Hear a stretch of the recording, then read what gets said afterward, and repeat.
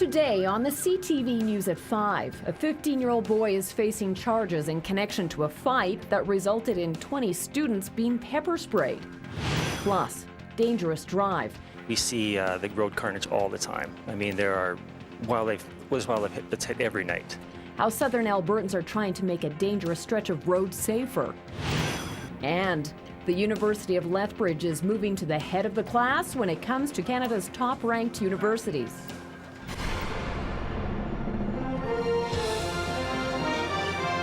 CTV News with Jackie Scantlebury. Good afternoon. Lethbridge Regional Police continue to investigate an incident at the Crossings Branch Library yesterday. A fight broke out during the lunch hour and a group of Lethbridge students were pepper sprayed.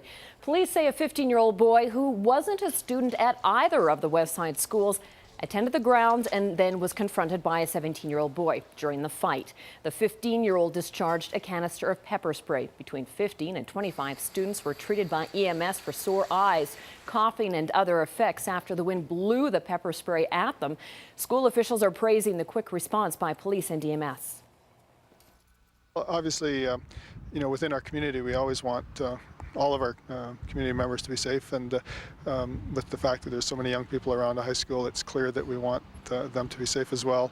We're very appreciative of a very quick response by the police service and also by the emergency services. The 15-year-old boy fled the area but was arrested by patrol members a short time later. Police say it's likely that he will be charged with assault with a weapon.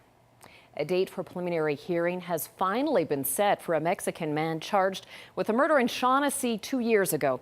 Luis Ochoa Gomez is charged with second-degree murder in the shooting death of 24-year-old Mauro Hernandez Renteria in October of 2010. Ochoa Gomez was arrested nearly a year later trying to cross the American border into Mexico.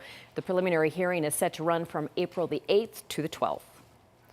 It's been over 2 years since little Mercedes Pepper died at her Medicine Hat Day home, but we now know more about the events that led up to her injuries. Last month, 26-year-old Erin Jackman pleaded guilty to criminal negligence causing death. Yesterday, in an agreed statement of facts at her sentencing hearing, it was revealed that Jackman pushed the 19-month-old into a wall and she hit the hinge on a door. Pepper suffered head injuries so serious she died a few days later in hospital. During Jackman's sentencing hearing, Pepper's parents gave a very heartbreaking testimony about how the toddler's death has affected them. Jackman is back in court tomorrow. While we get ready to mark Remembrance Day, police in Medicine Hat are on the hunt for a heartless thief. Officers say an unknown man stole the poppy donation box from the Tim Hortons inside the Medicine Hat Regional Hospital on Sunday. They've now released this surveillance photos of the suspect. Anyone with information in the case is asked to contact either Medicine Hat Police or Crime Stoppers.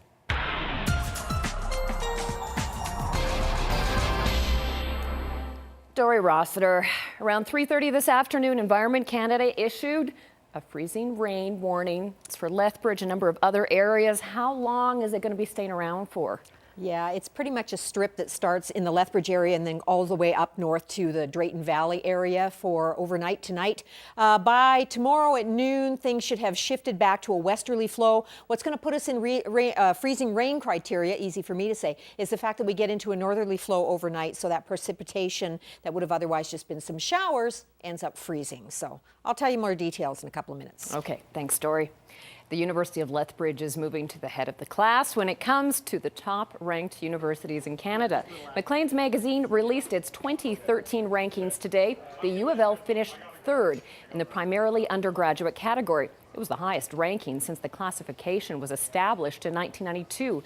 14 indicators are used in the rankings, and the U of L improved in half of those.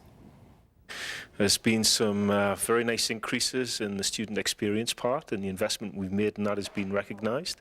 And also in terms of overall reputation. Within that group of 19 primarily undergraduate institutions, reputation-wise, we're second. But overall, within Canada's 49 institutions, we've seen significant increases in our rankings across the board in reputational-related areas. U of L officials say they continue to make student services a high budgetary priority because it helps to create a high quality and supportive atmosphere for students on campus. Lethbridge city workers are angry. They're upset over a wage increase that the mayor and council have given themselves. The increase goes into effect January 1st. Now, the mayor's pay will jump nearly $5,900, while councillors will get an increase of just over $7,000 a year. QP Local 70 President Chris Ingold says that amounts to a raise of up to 20%. She says that doesn't sit well with city workers who were held to a 2% wage increase in each of the next 3 years.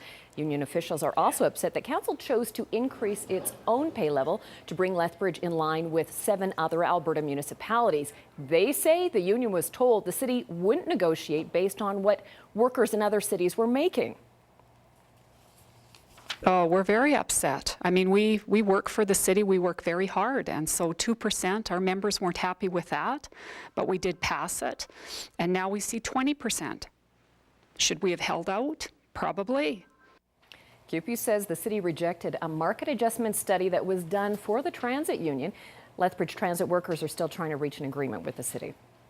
Southern Alberta emergency shelters are seeing an increase in the number of women and children fleeing domestic violence. Shelters in many rural areas say there are times when they don't have enough room for all the families looking for a safe place. The Safe Haven Women's Shelter in Taber says intakes are up considerably this fall, and on average, 80% of the beds are full. Brooks and Medicine Hat are also reporting an increase in the number of clients.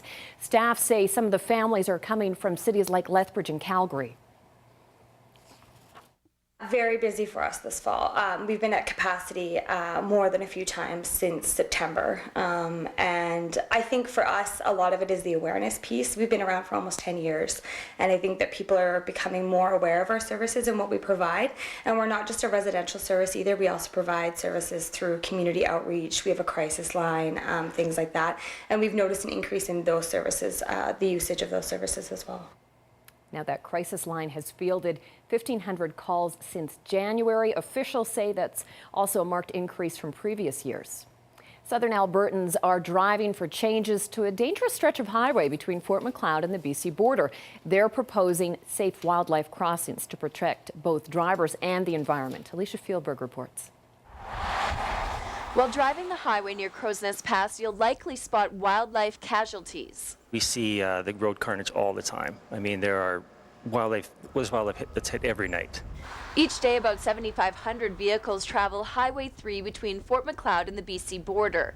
A new study shows this is a high collision area because the road cuts through wildlife migration lands. The winter range is separated right in half, and so for them to move across onto the north side or the south side, they have to cross the highway every time. So every time they do that, it's a risk to the animals, and it's also a risk to the motorists on the road. Several conservation groups, universities, and the AMA are working together in hopes of creating a safer roadway by asking the government to fund wildlife crossings. Locals have targeted key crossing sites through a project called Road Watch, where drivers submit information online about animal sightings. Getting more people to enter their sightings on the website and write letters to the government stating how concerned they are about the issues that are happening on the highway. It's not only a risk to wildlife and humans, there's a large expense to drivers and insurance companies as well.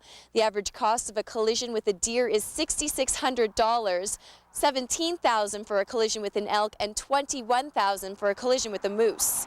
And so often the economics work to actually do countermeasures or, mitigation of highways where you have big problems with crashes because it's so expensive.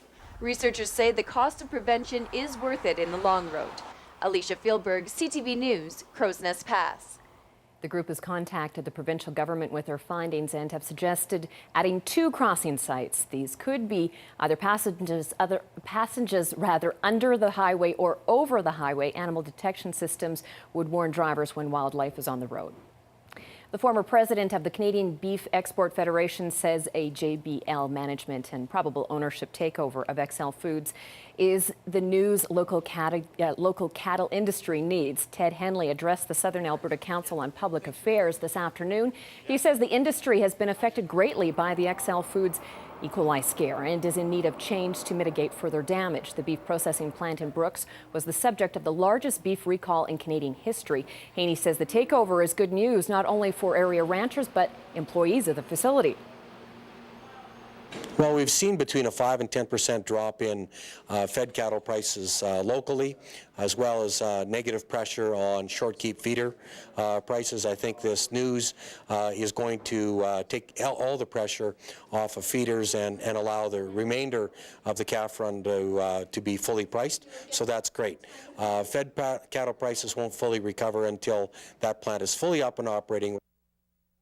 Meanwhile, a local historic site that's been shut down for months because of flood damage is set to partially reopen this month. Construction crews at Fort Whoop-Up have just finished reflooring. Next, they'll start rebuilding the exhibits. The site had to shut its doors in July when rainwater diverted from a broken city pipe in flooding the site. Fort Whoop-Up is set to reopen 65% of its facilities starting November 15th. This will include all of the familiar Christmas setups and holiday programs. So we are taking all of our bookings in, Christmas parties, we're looking at school tours and all that stuff. So they'll be able to come down and they won't see any interruption in what they'd normally get down here. Staff say that Fort Whoop-Up will likely be able to reopen all of its facilities this spring. The Salvation Army is teaming up with local food banks to help those less fortunate have a happy holiday season. The Lethbridge and Interfaith Food Banks, along with the Salvation Army, have committed to providing 2,200 households with Christmas hampers and toy bundles. The toy bundles will be handed out December 22nd. The three organizations hope by banding together again this holiday season, they'll make a greater impact. This campaign is just an awesome opportunity for us to work together to make sure that the entire community is looked after really well for Christmas, and as pooling our resources, we can do that really efficiently.